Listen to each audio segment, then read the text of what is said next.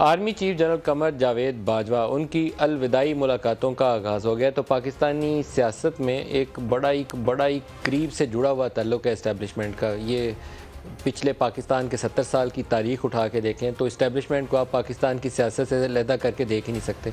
होना तो ये चाहिए था कि बड़ी क्लियर लाइंस ड्रॉ होती, एक इस्टेब्लिशमेंट का रोल होता है, एक सियासी जमातों का, सियासत का और जमहूर का रोल होता है। लेकिन पाकिस्तान में जिसको हुकूमत में आना होता है वो फ़ौरन जप्फी डालने के लिए तैयार बैठा होता है और जो हुकूमत से गिर रहा होता है वो इल्ज़ाम तराशी कर रहा होता है।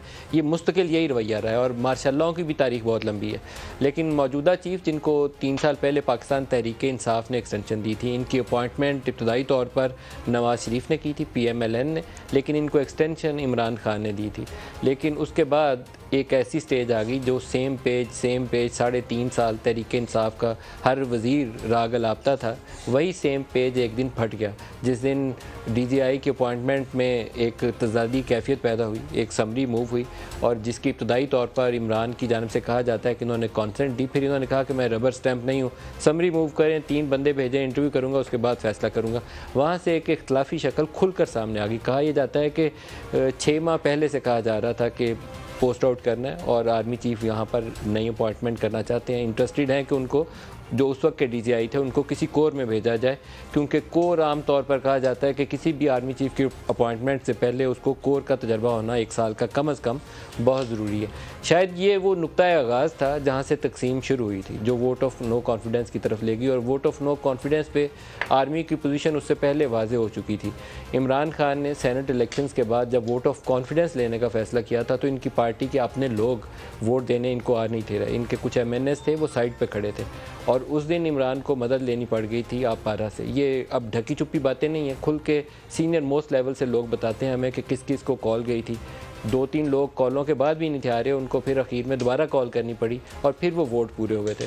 उस दिन इमरान खान को, उस वक्त के वज़ीर-ए-आज़म को फ़ौज के सरबराह की जानिब से बड़ा क्लियरली बताया गया था कि ये आज आखिरी मौका है कि हम आपको बंदे पूरे करके दे रहे हैं, आइंदा से अपने बंदे आपको ख़ुद संभालने हैं और वोट के लिए बंदे ख़ुद पूरे करने हैं, ये हमारी ड्यूटी नहीं है। यहाँ से समझ लीजिए कि राहें जुदा हो गई। फ़ौज ने कहा हम न्यूट्रल हैं, तो वो न्यूट्रल फिर जानवर बन गया। इमरान खान ने जलसों के अंदर बहुत ही नामनासिब अल्फाज का भी चुनाव किया, बेशुमार मौके के ऊपर अल्फाज ऐसे थे जो नहीं कहने चाहिए थे।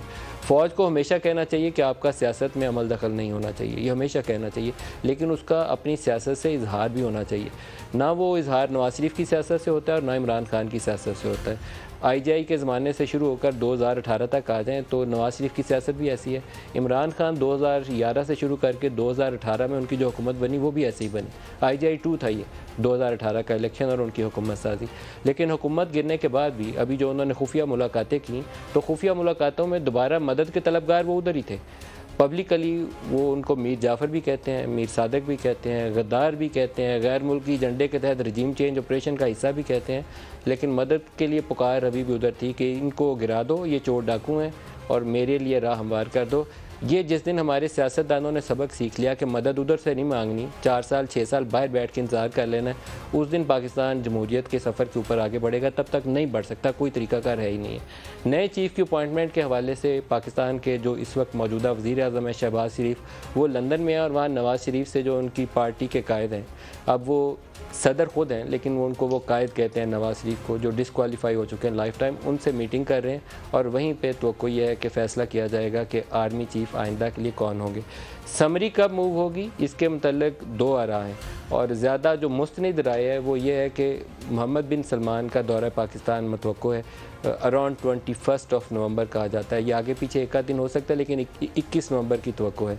इस दौरे को हमवार करने में और सऊदी अरब की इमदाद और चाइनीज़ इमदाद को पाकिस्तान लाने में जनरल बाजवा ने या GHQ ने बहुत ही एक कलीदी किरदार अदा किया है। ये दोनों हमारे दोस्त मुल्क हमसे खफा होकर PTI के दौरे हुकूमत में बाज़ वजूहात की बिना पर दूरी का शिकार हो गए थे, हमसे फासले आ गए थे। वो एक सर्द मोहरी होती है ना, सर्द मोहरी आ गई थी। तो इनको दोबारा दोस्ती को बहाल करने में UAE के साथ, कतर का पूरा वर्ल्ड कप की सिक्योरिटी इस वक्त फ़ौज के पास है।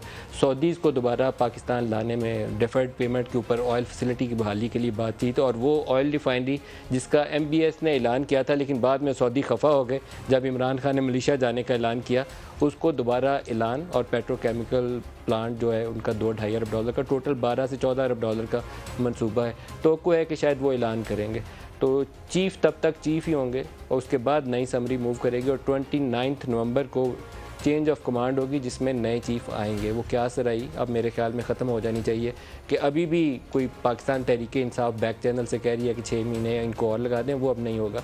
नया चीफ़ होगा 29 को और as a matter of principle कभी भी किसी आर्मी चीफ़ के लिए भी, मैं ये रोज़ दोहराता हूँ इसलिए कि पाकिस्तान में हमने कुछ अरसों में जो सबक सीखे हैं उनमें से एक सबक ये है कि कभी किसी चीफ़ को एक्सटेंशन नहीं देनी चाहिए और एक्सटेंशन वाली ऑप्शन को बारगेनिंग के लिए यूज़ नहीं करना चाहिए, जो पाकिस्तान में हुई 3 साल पहले भी और अभी भी यही ऑप्शन तहरीक इंसाफ की जानिब से उनको दी गई थी कि आप लामतनाही मुद्दत के लिए आर्मी चीफ़ बन जाए और इमरान खान ने खुद इसकी तस्दीक भी कर दी है।